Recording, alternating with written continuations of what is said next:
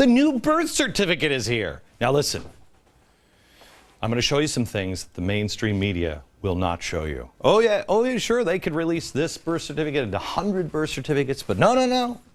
What the mainstream media and the president doesn't want you to see is right here. Place of birth, Kenya. Right here.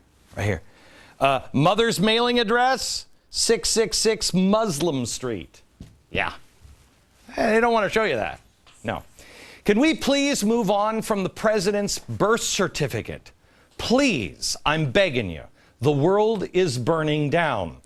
And we're talking about Donald Trump getting credit for a birth certificate and what it says on his birth certificate. How about we talk about real issues? In fact, we've been talking about the real issues like the Fed, et cetera, et cetera. How about we talk tonight about some solutions? Tonight, I want to show you something. This book over here, it was given to me by a friend just last weekend. And I actually opened it up and read part of it. It's a very old book from the 1920s. There's only 500 of these in the world. And it's called The Holy Experiment. The Holy Experiment is an amazing, amazing book that it covers the Holy Experiment, which is, can man rule himself? Now, I know all these people are going to write in and say, oh, this woman loved Woodrow Wilson. She was a socialist. No. It was done by an artist who was way whacked out of her mind. But it's brilliant, and it has the answers. Tonight, The Holy Experiment and courage to find it.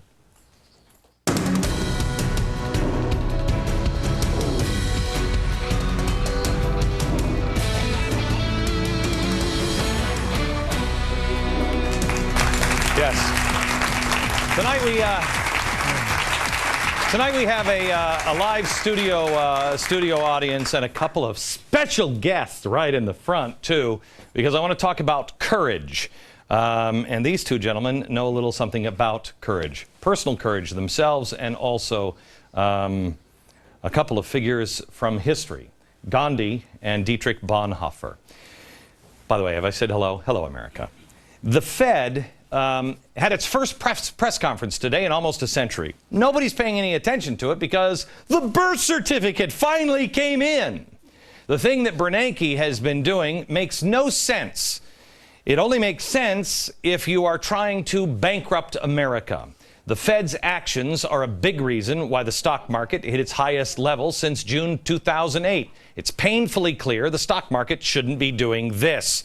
Why is it happening? Why is your gas going up? Why are you paying more for food? Well, because they're printing money. They're printing money and they're inflating it. And they're taking it right out of your bank account. Now, here's something else that doesn't make any sense. No one says anything about it. Worse still, the focus was on the president's birth certificate today and Donald Trump's victory lap that he made. Even though it was like 5 minutes ago that Trump was saying that his investigators had found incredible evidence in Hawaii. What is it? Why is it that more people care about what Donald Trump is saying than what the Fed is doing? Why is this? Is it a lack of education? Maybe it is. Are we more up on reality TV than reality? How else can you explain America's completely blowing off a high-level union official at SEIU caught on tape plotting to sabotage the United States stock market and overthrowing the United States government? I think we need to have a very simple strategy. How do we bring down the stock market? How do we bring down their bonuses? How do we interfere with their ability to be rich? And if we don't do, and that means we have to politically isolate them, economically isolate them, and disrupt them. Okay. This is a man from the president's favorite union, and he's trying to take down America's economic system and overthrow the government of the United States. But nobody's up in arms about that. Why? Why the apathy? Why don't they take this guy seriously? Or is it that people don't have any idea what to do about it? I mean, honestly, when we got that tape, we didn't know who to call. Do I call the Department of Justice? Are they part of the problem? Is that it? It's not just a crazy person or two. You're seeing more and more, especially now in our schools. I want to show you a couple of videotapes here. Here's a school teacher on tape talking about the most effective ways to insert the teachings of Karl Marx into the classroom for children. Watch. How do you actually, as a teacher in a classroom, kind of promote ideas of Marxism or to kind of begin to fight for those changes? I think, part of it is that particularly at a high school level or an elementary school level, you have to be careful, because your job, they want you to stick to fairly narrow things, and that can be very frustrating. But I do think that wherever you possibly can, part of it is actually just allowing for room for critical thought in the classroom and allowing for students to think for themselves, talk about issues wherever possible, to bring in history and radicals and people from the past and fight for that kind of thing. And I think there is space to do that, even if there's limitations on it, that we have to do to try to provide that room in our classrooms. I think radicals and socialists have a particular role to play in kind of fighting for that type of education. So why is it that people aren't up in arms? The Federation of Teachers in California, an arm of AFL-CIO, they're supporting a cop killer. Why? Why aren't people up in arms? Then you have a member of the Revolutionary Socialist who wants to recruit younger and younger members. Watch this. We have to get even younger people. I mean, there's no reason why junior high school students and first and second year high school students can't become not only in the party and in the movement, but leaders themselves. And I think we should really try hard to recruit younger and younger people. Junior high. They might be dreaming it up, but many others are getting it done. Let me show you a teacher now who got their kids to sing at Riverwood Elementary School in Tennessee.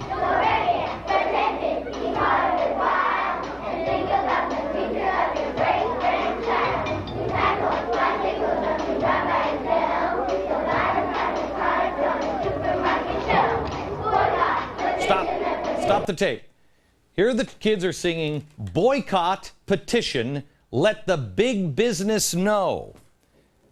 Really? Now, if you had a child in this class, would you be outraged? Would you say something? Would you stand up and say, "What the hell is going on?" I'm sure there were a lot of people that were upset in this school, but one parent, one, had the courage to stand up and say something about it. One. You will meet her tomorrow on this program. She's a fan of the program. She videotaped this. She went to the principal. You won't believe the conversation. Eric Holder has said that we are a nation of cowards. In things racial, we have always been, and we, I believe, continue to be, in too many ways, essentially a nation of cowards. We are a nation of cowards? Not, I'm sorry, sir, when it comes to race. There is something that has changed in the 1960s. I don't know if you noticed it, but people are becoming more and more courageous, even when they're called a racist. Especially for the Tea Party. People are always trying to point them and paint them as racist. Well, here's a guy who's at a Tea Party, and he's approaching someone in some sort of a Nazi outfit. Now, I don't know about you, but I don't higgledy-piggledy run and introduce myself to Nazis. This is not an act of a coward. He's trying to root out a racist. Watch. Are you a racist? Are you a Nazi? Yes, I'm proud to be a racist. Why don't you leave? Because we're not. I'm not a Nazi. I'm a proud racist. I'm white. I'm white. He's here representing, trying to pretend that we're racist, okay? He's here to pretend. No, I'm not. Well, just know That was convincing. that All right, we don't stop. represent... In a group, we have more courage because we have support around us. But it's different when we're alone. Now, this guy was essentially alone.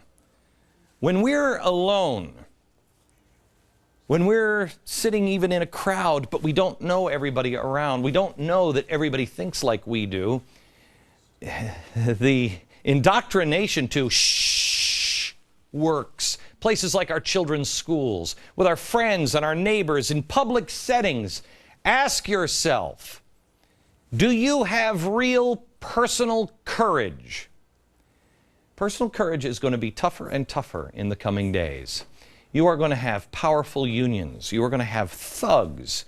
You are going to be under threat to lose your job, lose your pensions, lose everything for what you say and what you do.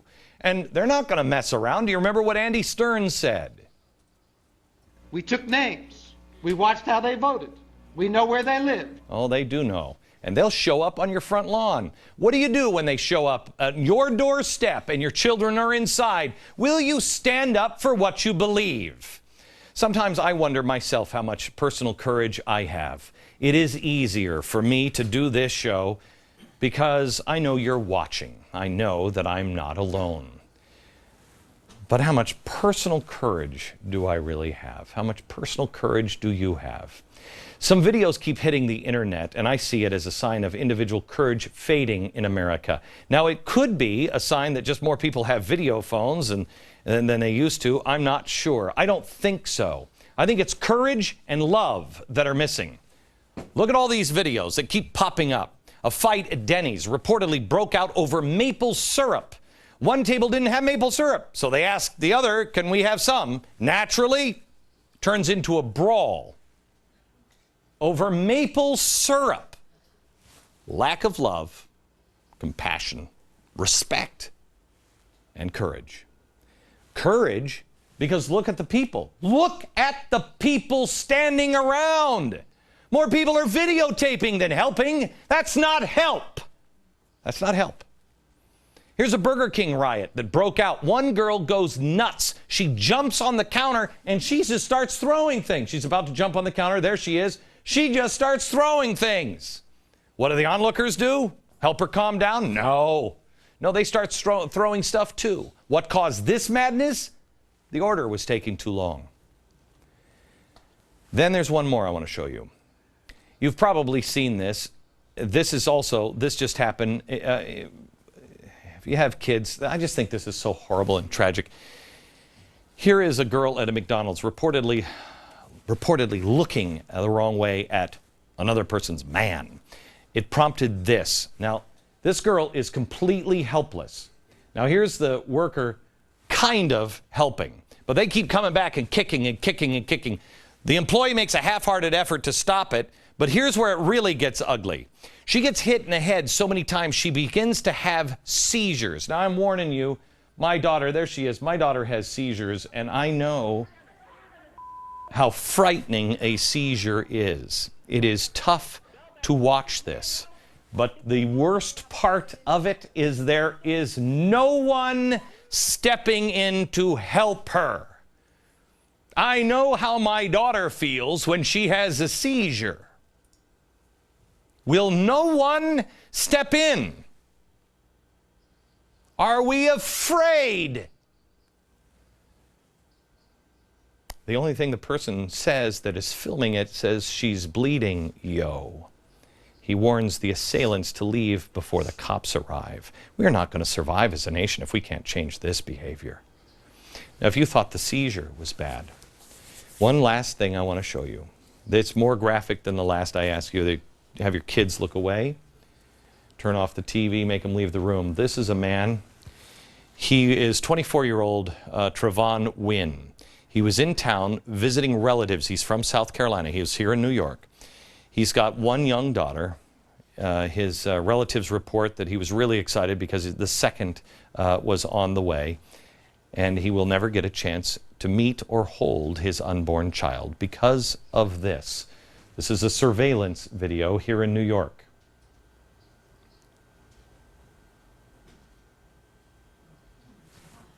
Now watch. Now watch him. He's moving.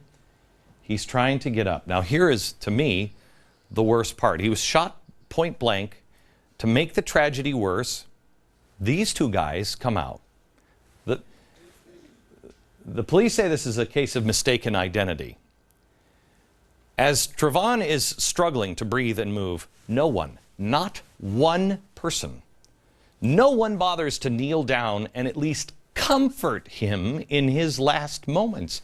No one, as he is staring at the cement, no one kneels down to him and holds his hand and says, "Don't worry, help is on the way." Instead, he's laying there, his last images of life being the concrete of New York, and feet standing around him doing nothing.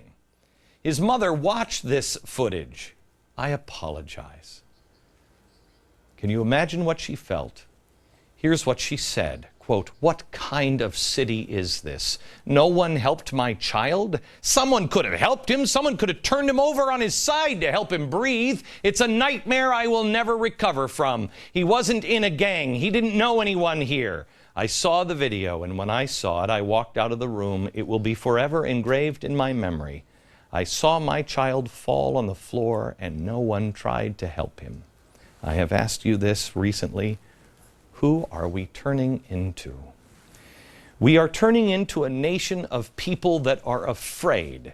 We are turning into a people, we have never been a nation that had a problem with charity and compassion. We always have been that, and now it seems we videotape until help arrives. When did we become the help arrives people? We're always the help, not the people standing around. What is happening to us? We are losing the common bond of love and courage. That's what's missing in all of these stories.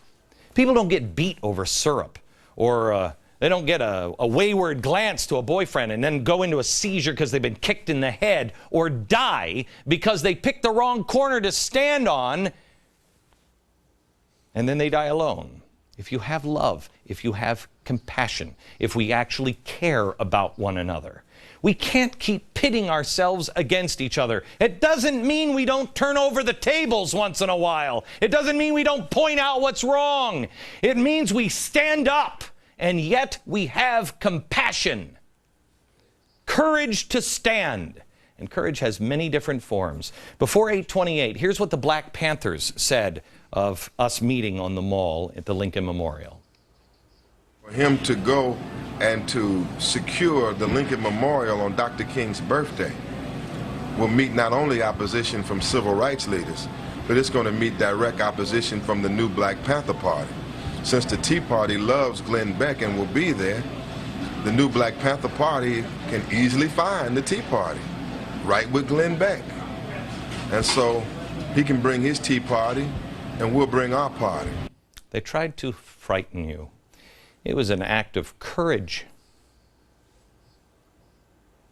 With the threat of trouble, thousands, dare I say at CBS, hundreds of thousands came with their families and children. Courage begins with the individual. Everyone in that crowd started out like Scott Moore, packing, getting ready to go. I showed you a video last night of a German woman standing up to radical Islamists preaching hate in Germany.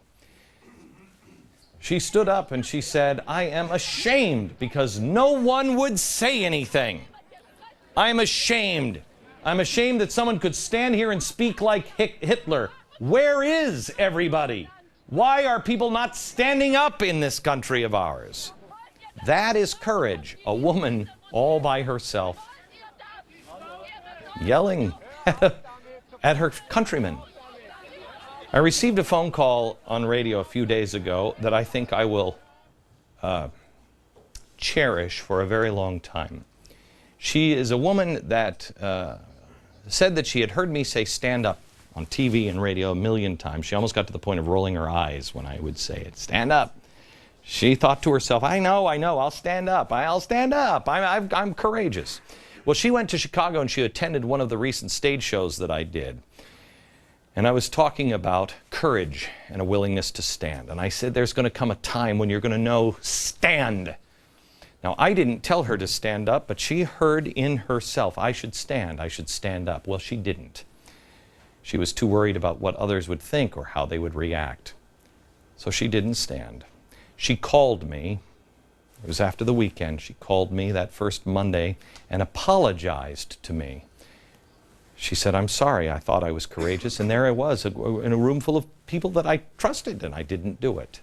She said, I will never ignore that again. This is the part I cherish. Courage is a muscle. She learned. She's got to exercise it. Personal courage is going to be required in the coming months and years, maybe more from you, or maybe more from your children.